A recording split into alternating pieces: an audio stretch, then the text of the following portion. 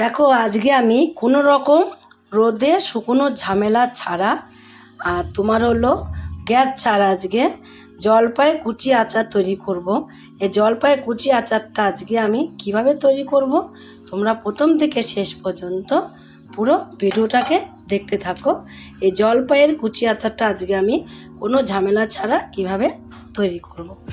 তার জন্য দেখো এখানে আমি জলপাই নিয়ে নিয়েছি। এই জলপাইগুলো একদমই কাঁচা কাঁচা আছে। জলপাইগুলোকে এবার আমি একটা সাইডে রেখে দেবো।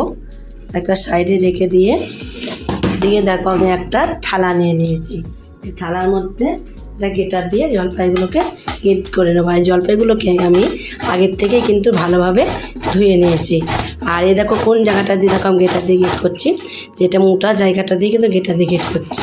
এই সরু জায়গাটা দিয়ে করছি না, মোটা জায়গাটা দিয়ে জলপাইগুলোকে গেটার দিয়ে গেট করে নিতে হবে।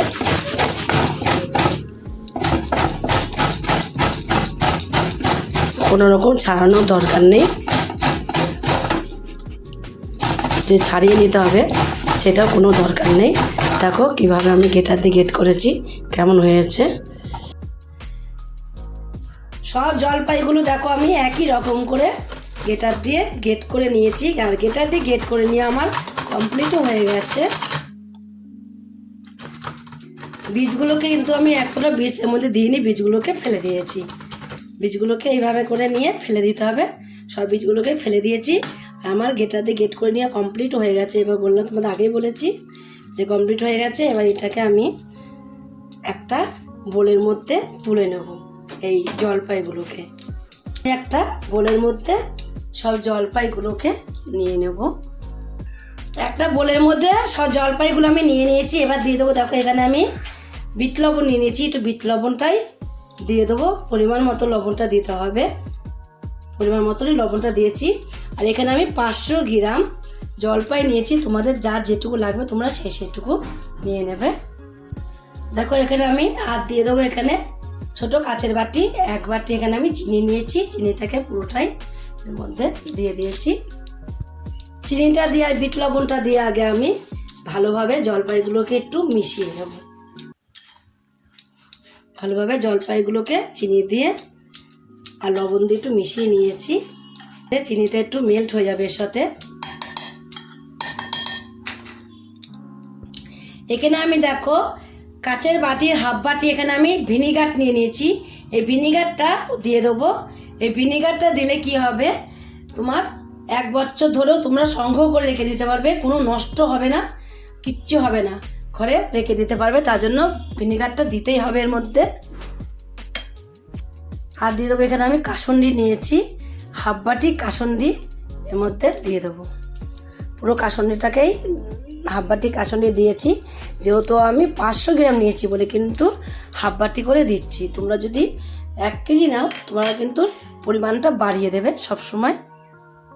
আর এর মধ্যে দিয়ে দেবো 2 চামচ আমি ভাজা মশলা। এই ভাজা মশলাটা সব আচারেই দেওয়া যায়, তোমরা তো জানোই সব আচারেই দাও, সেই বুঝে আর দেবে। এর মধ্যে গোটা ধনে আছে, গোটা তোমার হলো 5 ফোড়ন আছে, এলাচ দিয়েছি, তেজপাতা আছে, শুকনো লঙ্কা আছে, সব কিছু এর মধ্যে রয়েছে।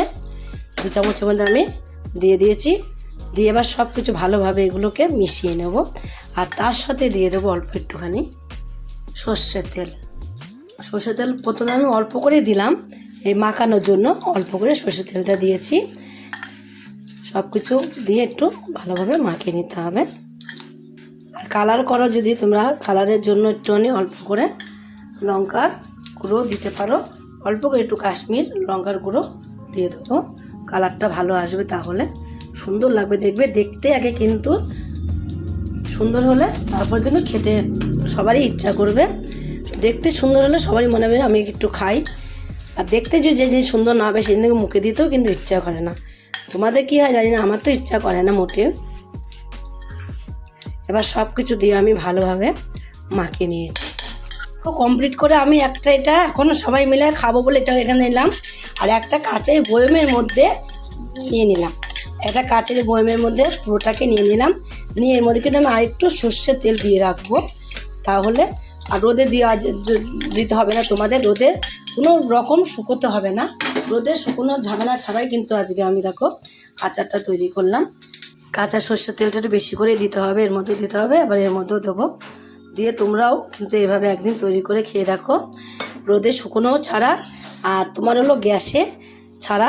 আজকে আমি কুচো আচার তৈরি করলাম, এখানে জলপাইয়ের তো আবার তোমরাও তৈরি করে খেয়ে দেখো। যদি রেসিপিটা খেয়ে তোমাদের কাছে ভালো লাগে আর তোমরা যদি ফেসবুক থেকে দেখো, ফেসবুকের পেজটি ফলো করে দেবে। যদি ইউটিউব থেকে দেখো, ইউটিউবের চ্যানেলটি সাবস্ক্রাইব করে দেবে, পাশে থাকা বেল আইকনটিটা প্রেস করতে ভুলবে না। তাহলে নতুন নতুন রেসিপিগুলো তোমাদের কাছে তাড়াতাড়ি পৌঁছে যাবে। আমার চ্যানেলে যদি নতুন বন্ধু হয়ে থাকো, সাবস্ক্রাইব করে নি, প্লিজ সাবস্ক্রাইবটা করে দেবে। সবার আগে তোমাদের কাছে নোটিফিকেশন ঢুকে যাবে। ছোট্ট করে লাইক করো, কমেন্ট করো, অনেক অনেক শেয়ার করো।